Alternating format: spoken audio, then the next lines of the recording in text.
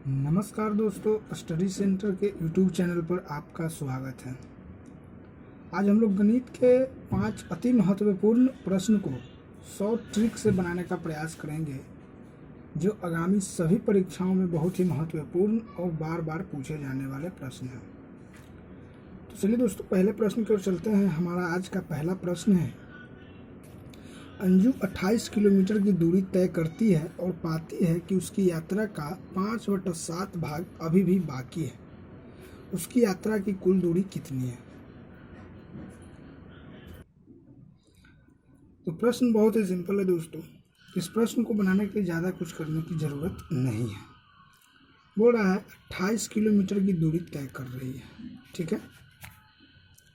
अब कह रहा है कि 5/7 भाग बाकी है, अभी भी उसको दूरी तय करना। मतलब क्या हो दोस्तों, 7 भाग दूरी तय करना था, उसमें 5 भाग अभी भी बाकी है। मतलब तय कितना किया है? 2। तो ये 2 रेशियो जो है किसके बराबर हो जाएगा? 28 के बराबर हो जाएगा, ठीक है। तो 1 रेशियो और क्या हो जाएगा? 7 रेशियो और क्या हो जाएगा? 28/2 गुने 7 कर देंगे। 14 दूना को 28, 14 7 98, यानी कुल दूरी इसका कितना है दोस्तों? 98 किलोमीटर। तो देखेंगे 98 किलोमीटर किस ऑप्शन में है, तो ऑप्शन नंबर सी जो है वो सही हो जाएगा दोस्तों। तो मैं उम्मीद करता हूँ दोस्तों यह प्रश्न आप लोगों को बहुत अच्छे तरीके से समझ में आ गया होगा, और यदि इस तरह के प्रश्न आपके एग्जाम्स में पूछे जाते हैं तो आप बहुत ही आसानी से सॉल्व कर सकते हैं। चलिए दोस्तों, अगले प्रश्न को चलते हैं। हमारा अगला प्रश्न है 112, 168 और 196 का मौसा क्या है, वो हमें बतलाना है दोस्तों। तो बहुत ही सिंपल है दोस्तों, हम इसको 2 तरीके से बना सकते हैं। पहला तो है वो ट्रेडिशनल मेथड, जिससे हम बना सकते हैं, और दूसरा जो है वो अंतर निकाल के बना सकते हैं। मतलब 112 है, 168 है और 196 है। तो इसका अंतर निकालेंगे दोस्तों। 168 माइनस 112 करने पर क्या आएगा? 8 में से 2 गए 6, 5 56 आएगा। और इसे करते हैं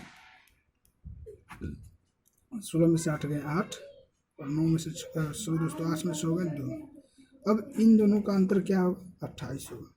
तो अब तो इसका मौसा जो है या तो 28 का मल्टीपल होगा या फिर 28 होगा, जिससे मतलब अगर 28 से ये सभी विभाजित है तो मौसा क्या हो जाएगा? 28 ही होगा। और जैसा कि दोस्तों देखने पे 112, 168, 196 है, यह 28 से पूरी तरह विभाजित है, तो इसलिए हमारा आंसर जो है वो 28 ही होगा। तो देखेंगे 28 किस ऑप्शन में है, तो ऑप्शन नंबर ए जो है वो सही हो जाएगा दोस्तों। तो मैं उम्मीद करता हूँ दोस्तों यह प्रश्न भी आप लोगों को बहुत अच्छे तरीके से समझ में आ गया होगा, और यदि इस तरह के प्रश्न आपके एग्जाम्स में पूछे जाते हैं तो आप बहुत ही आसानी से सॉल्व कर सकते हैं। चलिए दोस्तों, अगले प्रश्न की ओर चलते हैं। हमारा अगला प्रश्न है, यदि किसी को एक परीक्षा में उत्तीर्ण करने के लिए, मतलब पास करने के लिए 34% अंक प्राप्त करने की आवश्यकता है, तो 45 में से उत्तीर्णांक होंगे।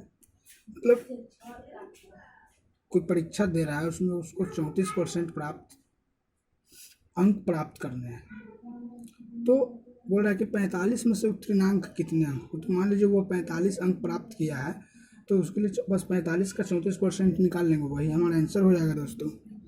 तो 45 गुने 34/100, घटा लीजिए इसको, 5 से 9 5 45, 5 दूना को 10। अब इसको घटा लीजिए, 7 दूना 34, 10 दूना को 20, 9 7 63, 9 6 15, क्या हो जाएगा? 15.3 जो है वो प्राप्तांक होंगे। मतलब 15.3 अंक अगर कोई प्राप्त कर लेता है तो वह पास हो जाता है। तो इसलिए 15.3 हमारा राइट आंसर होगा। तो देखेंगे 15.3 किस ऑप्शन में है, तो ऑप्शन नंबर बी जो है वो सही हो जाएगा दोस्तों। तो मैं उम्मीद करता हूँ दोस्तों अगर इस तरह के प्रश्न आपके एग्जाम्स में पूछे जाते हैं तो आप बहुत ही आसानी से सॉल्व कर सकते हैं। चलिए दोस्तों, अगले प्रश्न की ओर चलते हैं। आज का हमारा अगला प्रश्न है और बहुत ही महत्वपूर्ण प्रश्न है दोस्तों। यदि समीकरणों 6x माइनस 11y प्लस 11 बराबर 0 और 15x प्लस ky माइनस 9 बराबर 0 का कोई हल संभव नहीं है तो k का मान होगा। तो बहुत ही सिंपल प्रश्न दोस्तों, k का मान हमें बतलाना है। कह रहा है कि कोई हल संभव नहीं है, मतलब क्या है, लाइन पैरेलल है, कहीं जाकर के नहीं कटेगी। और हमारे पास समीकरण क्या है, 6x माइनस 11y प्लस 11 बराबर 0 और 15x प्लस ky माइनस 9 बराबर 0।